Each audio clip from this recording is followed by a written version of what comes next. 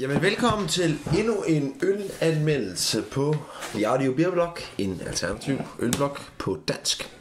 Hvad er det vi sidder og drikker lige nu? Vi sidder i dag med Founders Centennial IPA, som er en af de få, faktisk ikke helt få, men der er ikke så mange øl, som har fået 100 på Rate Beer, som jo er den her hjemmeside, som rigtig mange øl er anmeldt på, hvor brugere bare kan logge på med en almindelig brugeranmeldelse, og så lave en anmeldelse. Der har den altså opnået 100. Den er simpelthen fået topkarakter. Det har den.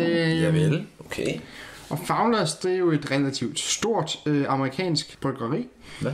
Og det her, det er jo så, kan man så sige, en klassisk amerikansk IPA. Jeg vil sige faktisk, det er den første Founders øl, jeg bevidst drikker. Jeg mindes ikke at have drukket øl fra Founders før. Nej.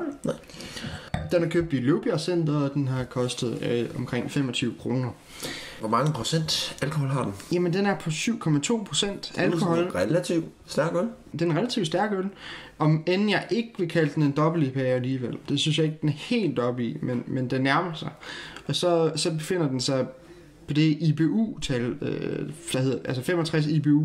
Og IBU, det er en skala, man bruger til at måle bitterhed med. Og 65, det er sådan ret bittert, men det er stadigvæk, altså jeg mener, der er en teoretisk grænse på 100. Men den har man så fuldstændig fucket op, og der findes så nu... Der er langt vej op. Der er langt op. Ja, der findes øl, der har forsøgt at komme helt op på 1000 IBU. Ja. Så, ja. Men nok om det. Ja. Hvordan ser den ud i glasset? Ja, hvordan ser den ud i glasset? Den er afgylden. Men da jeg hældte den op før, der synes jeg næsten, den var lidt grønlig i det også. Men det var jo nok genskin fra fodboldbanen. Den er ravgylden, honningfarvet, relativt tyk, flydende i det faktisk. Lidt smårødlig, vil jeg faktisk sige. Ravrødlig, ja. Dufter utrolig godt. Ja, altså det er virkelig en velduftende øl. Men den er heller ikke, den dufter ikke så komplekst. Og det kunne måske skyldes, at det er en single hop. Altså det er Centennial, som er brugt. Der er kun en eneste humle i. Yes. Så vidt jeg ved, i hvert fald er det en single hop. Men vi blev enige om, at den duftede lidt af grøn te, faktisk. Den har helt klart noget te over sig, lidt peachy. Sådan noget fersken iced tea. Men også med lidt marcipan, faktisk. Ved jeg ikke om jeg er helt det kunne jeg godt være lidt med på. Men det er alligevel faktisk, det er jo faktisk tre ting, der ligger relativt fjernt fra hinanden. Marcipan og grøn te og fersken. Men om ikke andet, det er det, vi synes, den dufter af. Ja. Smagen. Det er en virkelig lækker øl at smage på. Den er sådan dejlig bitter. Samtidig er den ikke vildt bitter, og det kan man også sige, det er de 65 IBU, det er også det tyder på, at det ikke er en vildt bitter øl, men den er dejlig bitter, og så har den også en lille smule sødme, måske for det er jo peach. Ja, den har lige præcis sødmen, ja. Og vi drikker den jo faktisk relativt lunken. Den er midt temperatur. Den er hverken for kold eller for varm. Nej. Og hvis den havde været endnu koldere, så havde man ikke kunne smage bitterheden så meget faktisk. Det forsvinder jo lidt med temperaturen. Og så i betragtning af den temperatur, vi faktisk drikker den ved, så er den faktisk lige præcis ikke sådan sindssygt bitter. Det er sådan en god bitterhed. Jeg vil faktisk sige, det er faktisk lidt svært at sige, hvad den faktisk egentlig smager af her.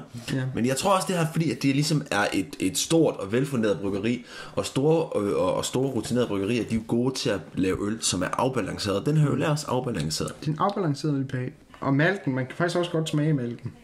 Synes jeg, det er ikke for sådan, vil jeg sige, en vildt West Coast IPA. Der er lidt mere malt i, og derfor kunne man måske tyde på det lidt mere en små East Coast style, men ja, det er sådan lidt, det er svært at sige. Bedømmelse på den her Founders Centennial IPA, hvad er vi ude i, og hvorfor synes vi? Ja, hvorfor synes vi? Det er jo altid det, der er mest spændende. Hvorfor synes vi det, vi synes? Og vi starter med at spørge, er den over middel?